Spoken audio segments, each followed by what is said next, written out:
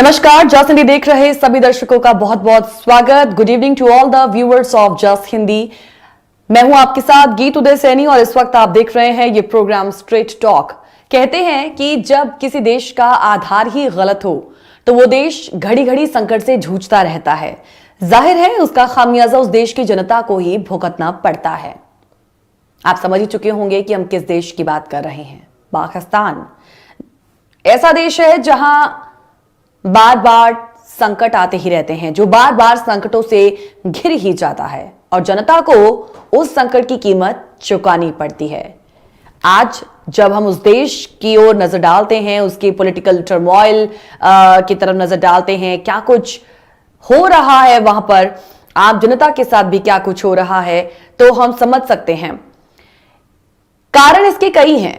पाकिस्तान देखिए एक बार फिर से गहरे संकट में फंस चुका है और इससे निपटारे के लिए जनता अगर सड़कों पर है तो उसके पीछे कई कारण हैं। हमने शुरुआत में एक बात कही थी ना कि किसी देश का अगर आधार ही कमजोर होता है तो वहां पर समय समय पर संकट आते ही रहते हैं।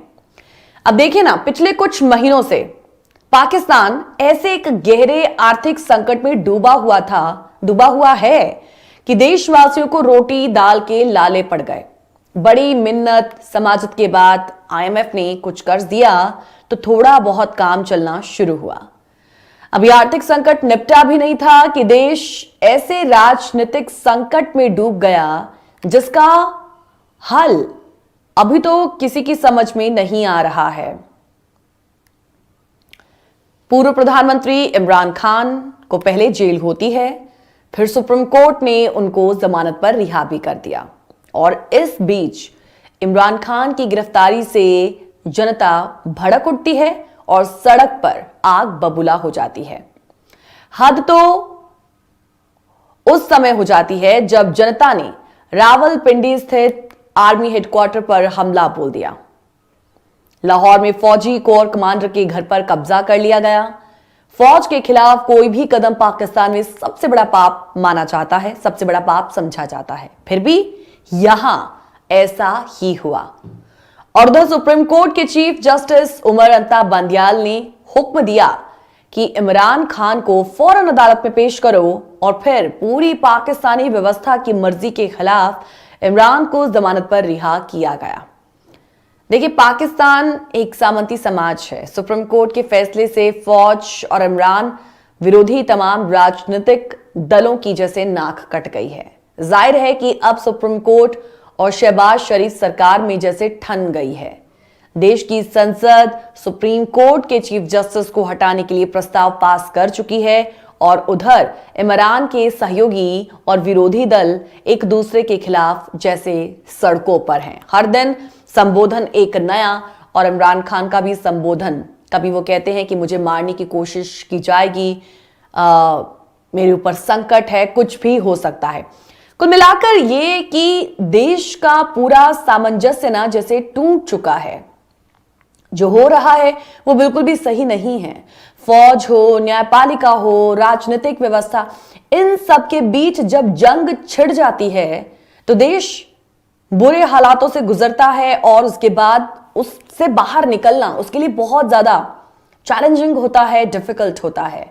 फौज, न्यायपालिका और राजनीतिक व्यवस्था के बीच जंग यहां भी छिड़ चुकी है और संकट देखिए ना इतना गहरा हो चुका है कि राजनीतिक जानकार भी इसको पाकिस्तान के लिए एक तरह के अस्तित्व का ही संकट बताते हैं। यहां पर क्योंकि कई सवाल हैं आज के इस विषय के साथ जुड़े हुए हैं, हर बार की तरह आपके समक्ष उस विषय से जुड़े हुए सवाल लेकर आते हैं हम, लेकिन उन सवालों को रखने से पहले हम थोड़ा सा फ्लैशबैक में जाकर हम सन 1971 का जिक्र करना चाहेंगे।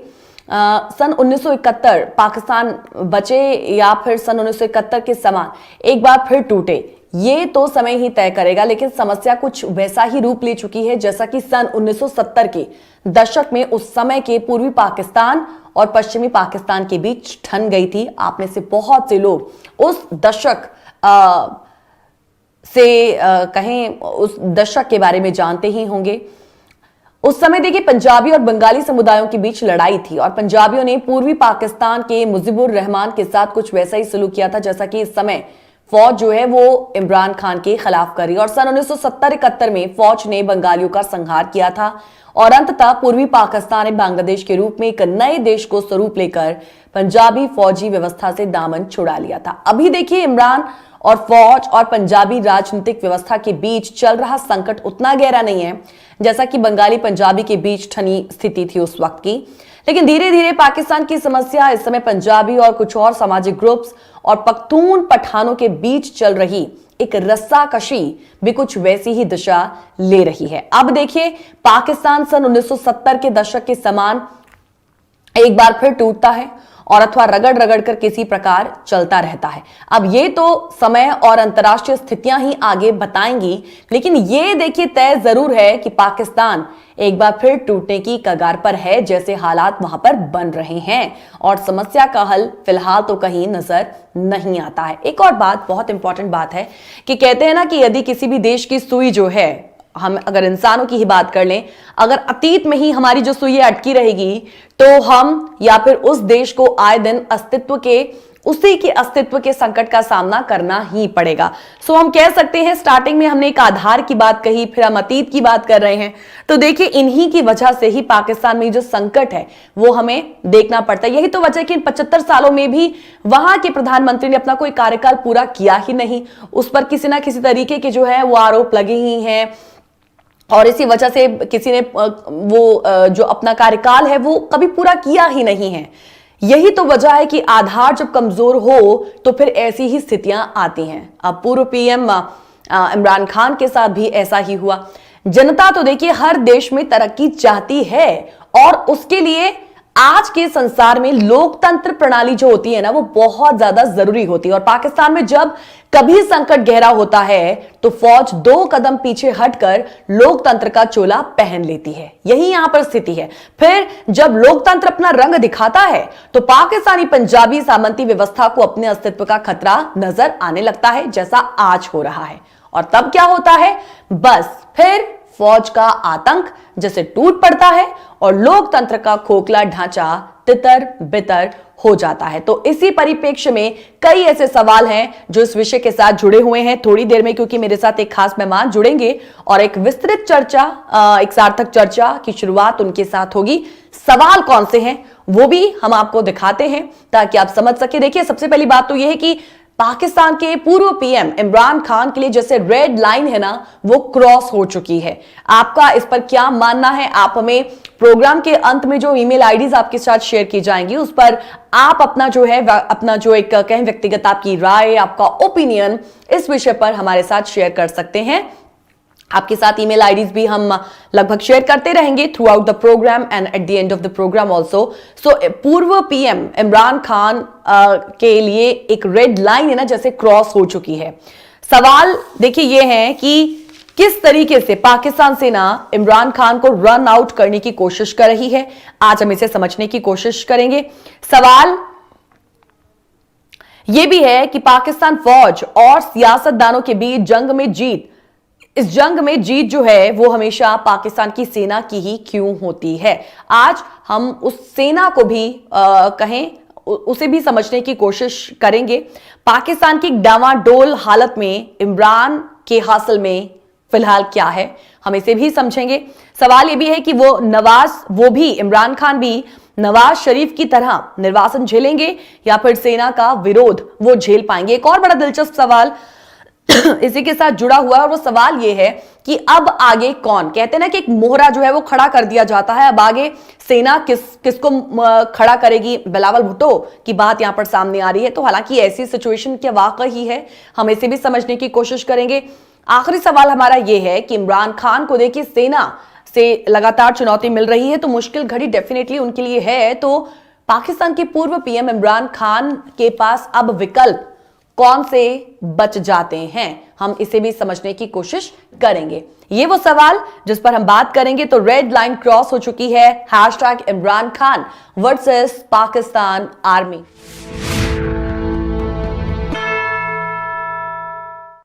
बहुत बहुत स्वागत करते हैं ब्रह्मदीप जी आपका प्रोग्राम में। नमस्कार जी। नमस्कार जी। ब्रह्मदीप जी, जैसे हम शुरुआत में एक आधार की हमने बात कही, किसी भी देश का आधार क्योंकि कई सवाल देखिए हमने आज रखे हैं जिसे हम तफसील से समझेंगे आगे, लेकिन उन सवालों को जानने से पहले, समझने से पहले मैं सिर्फ ये बात करना चाहती हूँ कि किसी एक देश के आधार की जब हम बात करते हैं तो निश्चित तौर पर कमजोर होगा तो संकट तो आते ही रहेंगे।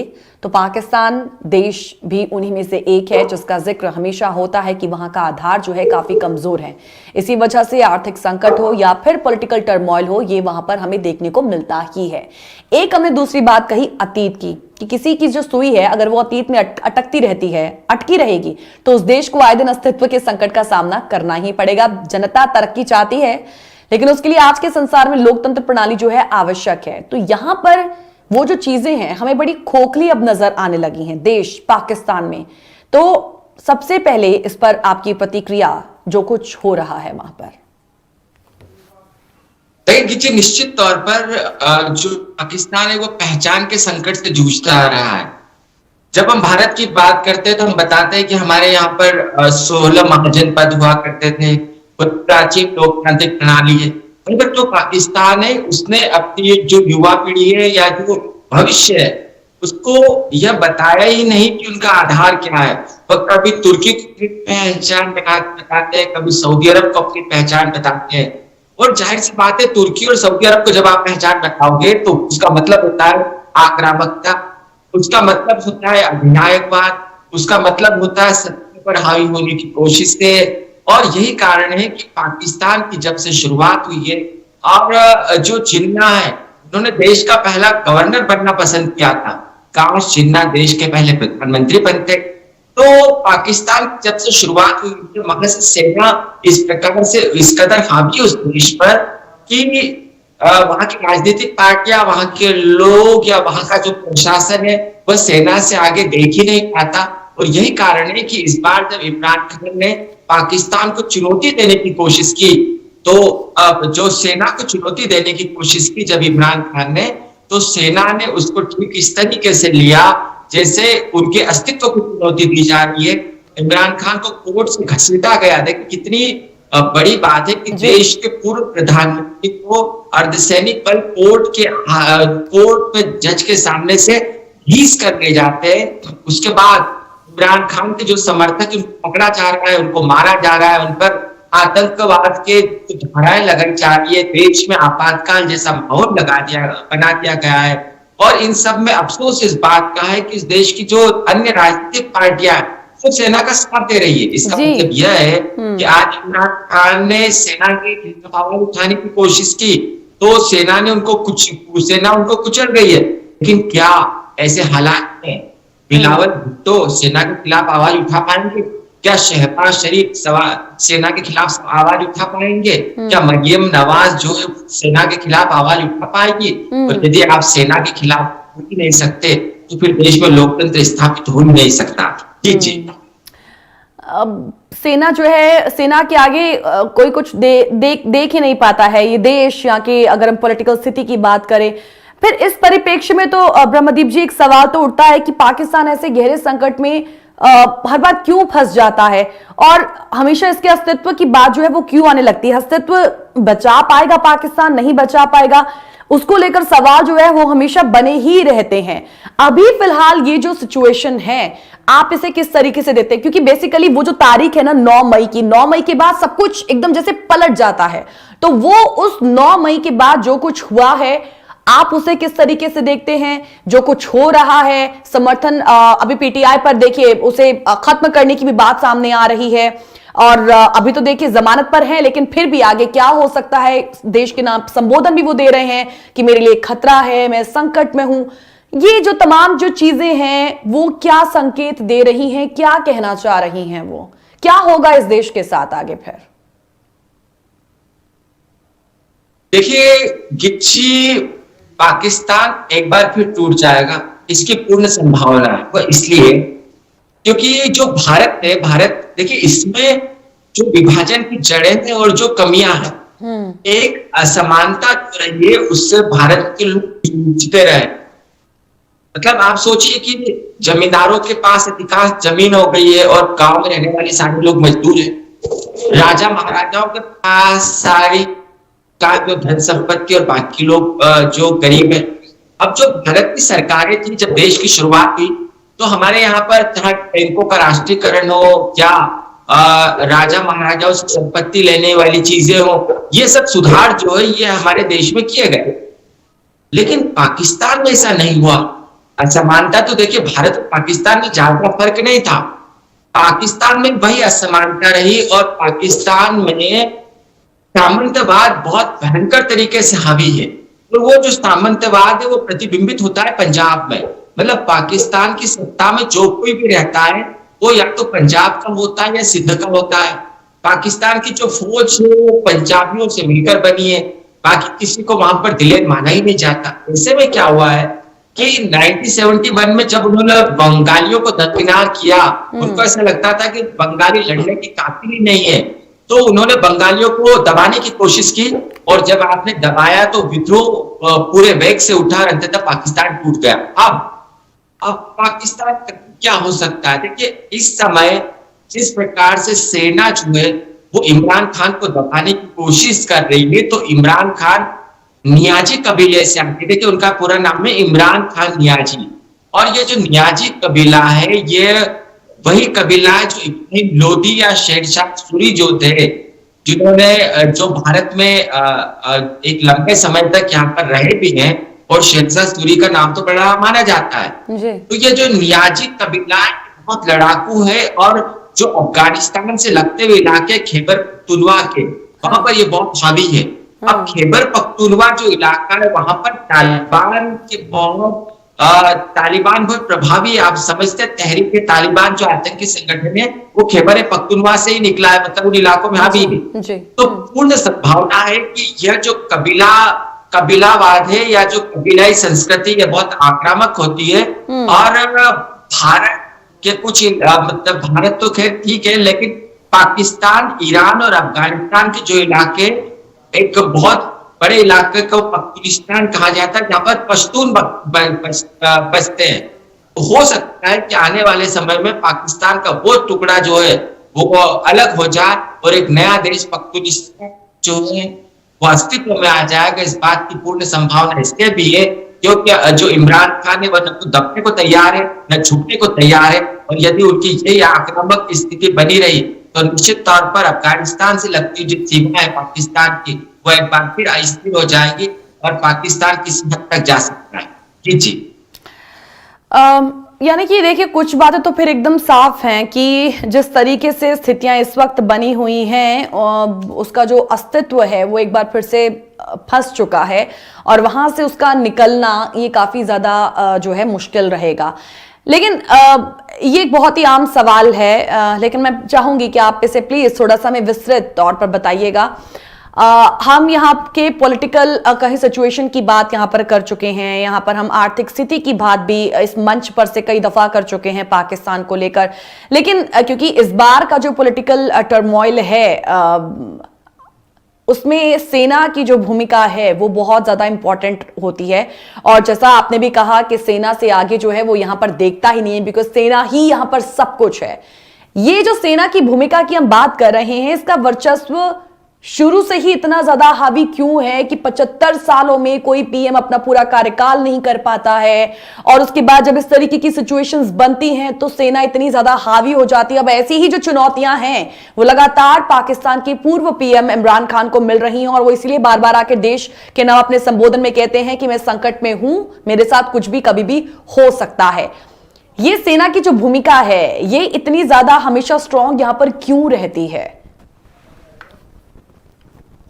देखिए, जो विचारधारा होती है वो किसी भी राष्ट्र का प्रतिबिंब होती है, और जो पाकिस्तान है उसने हमेशा युद्ध को पसंद किया है, और जहां पर युद्ध को पसंद किया जाता है वहां पर स्वाभाविक ही सेना हावी होगी। और जब पाकिस्तान का जन्म हुआ तो उन्होंने भारत विरोध को हमेशा प्रोटेक्ट किया। वहीं पर जो भारत है उन्होंने युद्ध का कभी समर्थन नहीं किया, उन्होंने अहिंसा का समर्थन किया। जब भारत का से विभाजित पाकिस्तान हुआ तो भारत आगे बढ़ता रहा अपनी पंचवर्षीय योजनाओं के अंतर्गत, विज्ञान और प्रौद्योगिकी के विकास को लेकर भारत एक प्लानिंग के अंतर्गत आगे बढ़ता था कि 5 सालों में हमको क्या करना है, 5 सालों में हमको क्या करना है। लेकिन वहीं पर जो पाकिस्तान है, पाकिस्तान की प्लानिंग क्या रही, हमको अमेरिका से कैसे हथियारों को प्राप्त करना है, कैसे हमको दुनिया के जो लड़ाकू जो सैन्य संगठन है उनमें शामिल होकर कैसे भारत को दबाए रखना है। तो जो पाकिस्तान में जन्म हुआ था और वहीं से जो युद्ध पसंद जो मानसिकता रही है पाकिस्तान के प्रशासन की, पाकिस्तान की राजनीति की, उन्होंने स्वाभाविक तौर पर हावी होने का मौका दिया सेना को। और उसके बाद देखिए एक दशक भी नहीं हुआ, 1947 से 57 होते होते तो वहां पर सैन्य प्रशासन जो है वो काबिज हो गया, क्योंकि वहां के जो राष्ट्रपति उन्होंने प्रधानमंत्री को हटाना शुरू कर दिया। और उसके बाद जब आगे बढ़ते जाइए आप और देखिए इतिहास इतना निर्मम होता है कि उसको इस प्रकार भी समझना चाहिए कि जब 1996 में तहरीक तालिबान आई, इमरान खान की जो पार्टी वो अस्तित्व में आई, तो 1999 में जो परवेज मुशर्रफ ने नवाज शरीफ की सरकार का तख्ता पलटा था, उस समय इन्हीं इमरान खान ने सेना का समर्थन किया था, परवेज मुशर्रफ का समर्थन किया था। दरअसल ये तासीर के पाकिस्तान की राजनीति की कि जब जब वहां पर स्थापित सत्ता को उखाड़ फेंकने के लिए सेना आगे आई है, स्थापित सत्ता को अवैधानिक ठहराने का सेना का प्रयास हुआ है, तब तक जो विपक्षी पार्टियां सेना के साथ खड़ी हो गई है। और यही कारण है कि एक के बाद एक राजनीतिक पार्टियों को सेना कुचल गई, सेना हावी उठी गई। और आज भी जो सेना है, अभी कहने के लिए पाकिस्तान में शहबाज शरीफ देश के प्रधानमंत्री, लेकिन देश के शहरों में सेना तैनात कर दी गई है। जो रेडियो पाकिस्तान है उन सबको कब्जे में कर लिया गया है। पीटीवी जो है वो खुल के बात कर ही नहीं पा रहा है। कुल मिलकर जो सेना है, सेना जी, तो सेना पूरी तरीके से पाकिस्तान बिल्कुल ब्रह्मदीप जी, जिस तरीके से, हाँ बिल्कुल, जिस तरीके से अभी फिलहाल, क्योंकि तस्वीरें भी हम लगातार आपको दिखा रहे हैं कि तोड़फोड़ हो, आगजनी हो, वो लगातार वहां पर बदस्तूर जारी है। ये जो तस्वीरें हैं, पहले भी इससे अंदाजा लग चुका था कि ये जो है अभी रुकने वाला तो है नहीं। उसके बाद देखिए ना, अभी प्रत्यक्ष जो हमले हैं वो अभी लगातार किए जा रहे हैं। और इसके साथ अभी ये साफ है कि ये जो नतीजे हैं, अभी तो देखिए बहुत बुरे नतीजे हैं, आगे की जो परिस्थितियां रहेंगी उसके बाद देश में क्या होगा, इसको लेकर बहुत सारी ऐसी संभावनाएं जो हैं वो अभी भी बनी हुई हैं।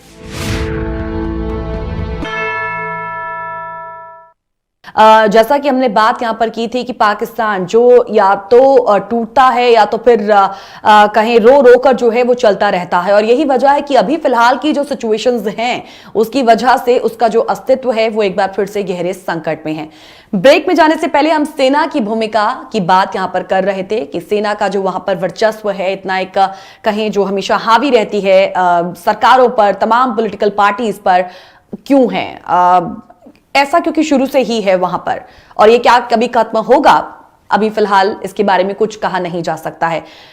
डॉक्टर ब्रह्मदीप जी इस वक्त हमारे साथ जुड़े हुए हैं। डॉक्टर ब्रह्मदीप जी, मैं अभी की फिलहाल सिचुएशंस की बात करूंगी कि देखिए पाकिस्तान की सरकार ने इमरान खान और उनकी जो बीबी है बुशरा, उनके समेत तमाम जो पार्टी के और भी कई नेता हैं, 80 पदाधिकारियों के नाम जैसे बताया गया है कि उनके नाम नो फ्लाई लिस्ट में डाल दिए गए हैं। और इसके साथ ही पाकिस्तानी रक्षा मंत्री ने इमरान की पार्टी को बैन करने के भी संकेत दिए हैं। और इसके साथ 9 मई को हुए जो देशव्यापी कहें प्रदर्शन हैं, उससे जुड़े दंगाइयों को अभी तक लगातार पकड़ा जा रहा है, उन्हें हिरासत में लिया जा रहा है। सो कुल मिलाकर सेना के जो तेवर हैं वो हर दिन स्ट्रिक्ट होते जा रहे हैं, वो सख्त नजर आते हैं। ये जो जिस बेस पर आज हम इस विषय को समझने की कोशिश कर रहे हैं कि पाकिस्तान के पूर्व पीएम इमरान खान के लिए जो रेड लाइन है वो क्रॉस हो चुकी है। क्या वाकई अब उनके लिए ये जो रेड लाइन है वो क्रॉस हो चुकी है? वो नवाज शरीफ की तरह निर्वासन झेलेंगे या फिर सेना का विरोध, क्या वो झेल पाएंगे? क्या होगा इनमें से? रेड लाइन तो क्रॉस हो चुकी है। और इमरान खान क्या नवाज शरीफ हो गया, जो भी बेनजीर, तो पाकिस्तान में रहकर सेना का विरोध न तो किया जा सकता न झेला जा सकता जी। लेकिन देखिए पाकिस्तान में जो कुछ हो रहा है, अब देखिए 5 साल पहले आप नजरें, आप देखेंगे 2018 में इन्हीं इमरान खान को पाकिस्तान की जो सेना है वो प्रोटेक्ट करती है, इन्हीं इमरान खान को देश का प्रधानमंत्री बनवाती है। जो इमरान खान की राजनीतिक पार्टी चुनाव जीत जाए इसके लिए पीपुल्स पार्टी और मुस्लिम लीग के जो नेता है उनको उठा लिया जाता है, उनको प्रताड़ित किया जाता है, मारा जाता है। कई जो लोग हैं वो डर के किसमें शामिल होते हैं, पीटीआई में शामिल होते हैं। और जो देखिए बूथ हमारे यहाँ पर जब अपन वोट देने जाते हैं, हम लोग भारत में वोट देने जाते हैं, तो बूथ के अंदर कभी भी बंदूक लेकर पुलिस वाला खड़ा नहीं रहता, उसे बाहर रहना पड़ता है, चाहे कितना भी संवेदनशील बूथ क्यों नहीं हो चुनाव की दृष्टि से। लेकिन वहां पर जो मैनेजमेंट था पूरी की तरीके से 2018 में सेना कब्जे में। अब आप देखिए कि सेना तहरीक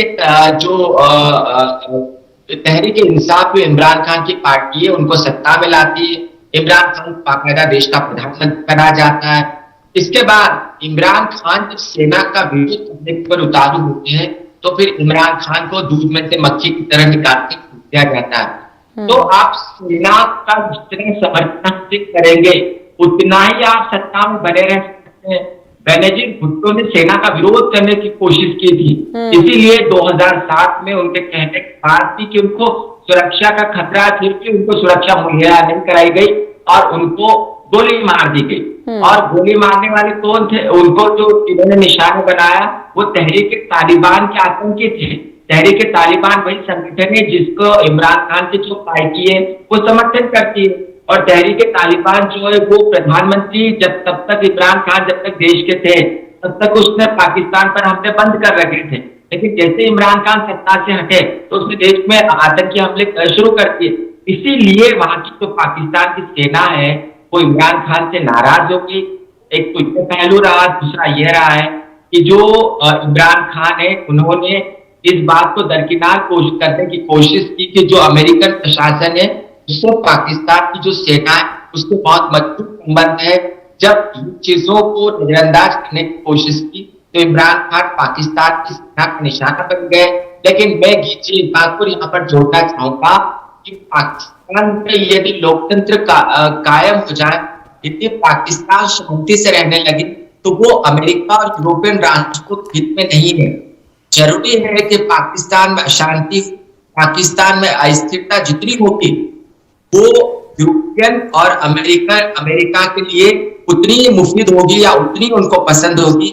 इसके लिए इसी कारण यूरोप पसंद करता है, अमेरिका पसंद करता है पाकिस्तान में सैन्य बना रहे और इसी से उनके हितों की होती रहे। जी लेकिन यहाँ पर मुझे एक और बात भी समझनी है, क्योंकि देखिए अभी की जो सिचुएशन है सर उसमें हम देख रहे हैं कि अपने संबोधन में वो कई बातें जो है वो साफ कर देते हैं कि चुनौती भले ही हमें सेना से मिल रही है, मैं संकट में हूं, लेकिन जब जनता मेरे साथ है, जनता का मुझे भरपूर समर्थन है तो हम कोई भी लड़ाई जो है वो आसानी से जीत सकेंगे। लेकिन मैदान पर डटे हुए हैं, संकट की बात भी कर रहे हैं पूर्व पीएम इमरान खान, लेकिन वो डटे हुए हैं और दूसरी तरफ सेना भी सख्त हो रही है। तो ऐसे में अभी देखिए सेना तो उन्हें चैलेंज कर रही है, पाकिस्तान के ये पूर्व पीएम इमरान खान भी उन्हें चैलेंज दे पा रहे हैं, लेकिन आगे पीछे कौन होगा ये एक सवाल, जो एक प्रोबेबिलिटी जो है वो इन बिटवीन बनी हुई है, क्वेश्चन मार्क कि क्या होगा।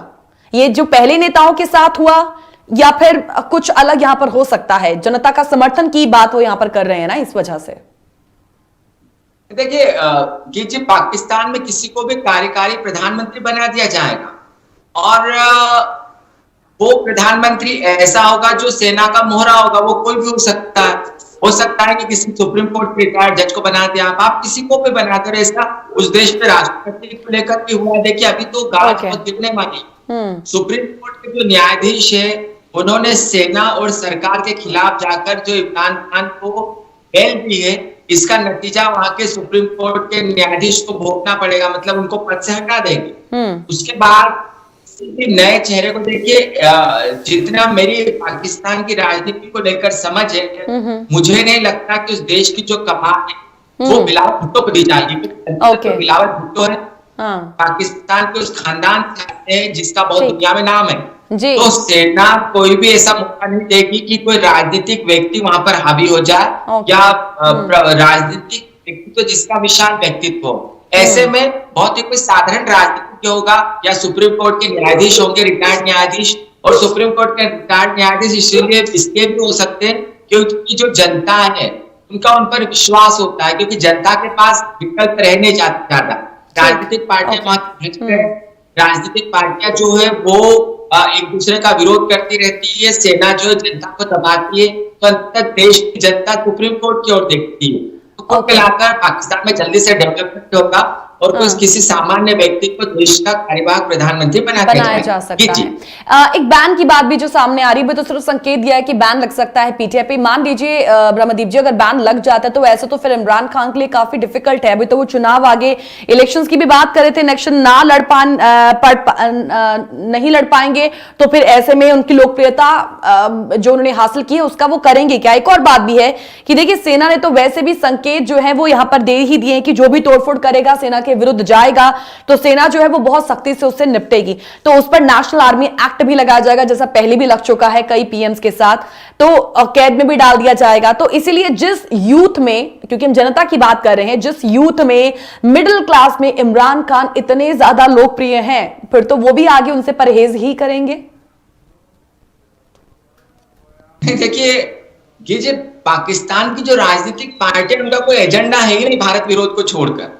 अब जो इमरान खान है वो नए पाकिस्तान की बात करते थे, तो नए पाकिस्तान का मतलब भी भारत विरोध था। हाँ। उन्होंने कुछ ऐसा चेंज किया नहीं।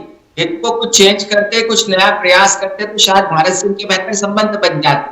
तो पाकिस्तान में जब कोई एजेंडा है ही नहीं देश के विकास का उनके पास, तो ऐसे में जो देश के युवा हैं उनकी कुछ ज्यादा अपेक्षाएं होती नहीं। और आप देखिए पाकिस्तान का पढ़ा लिखा युवा जो है तो पाकिस्तान को छोड़कर यूरोप में बसना पसंद करता है। अभी वो ब्रिटिश नागरिक जो है, जो ब्रिटिश नागरिकता छोड़कर पाकिस्तान आई और यहाँ पर वो राजनेता के बतौर तहरीक इंसाफ पार्टी के मेंबर बन गई। उसको भी उठा के जेल में डाल दिया गया, और जब उसको उठा के जेल में डाल दिया गया सेना ने, तो 10-15 दिन बाद जब जेल से बाहर आई तो उनकी जो मिजाज है वो भी बदल गए और जो उनका उद्देश्य वो बदल गया। जैसे ही इमरान खान के खिलाफ सेना की कार्रवाई हुई तो चाहे फवाद चौधरी हो, चाहे शिरीन हो, सभी लोगों ने इमरान खान को छोड़ना शुरू कर दिया है। बिल्कुल।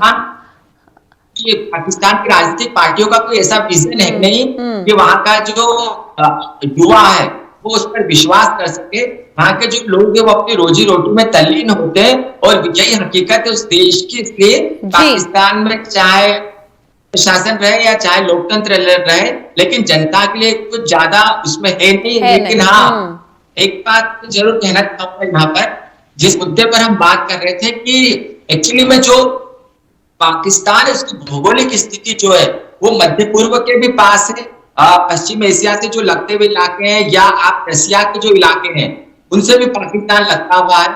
तो ऐसे में क्या है कि यूरोपीय राष्ट्र और जो अमेरिका है, तेल के कुओं पर उनकी नजर है, उनको रसिया को भी दबाना है। ऐसे में पाकिस्तान जो है वो सैनिक अड्डा है अमेरिका का, और पाकिस्तान सैन्य रहे इसके लिए ज्यादा जरूरी है कि पाकिस्तान की सेना हमेशा मजबूत रहे। ये कारण है।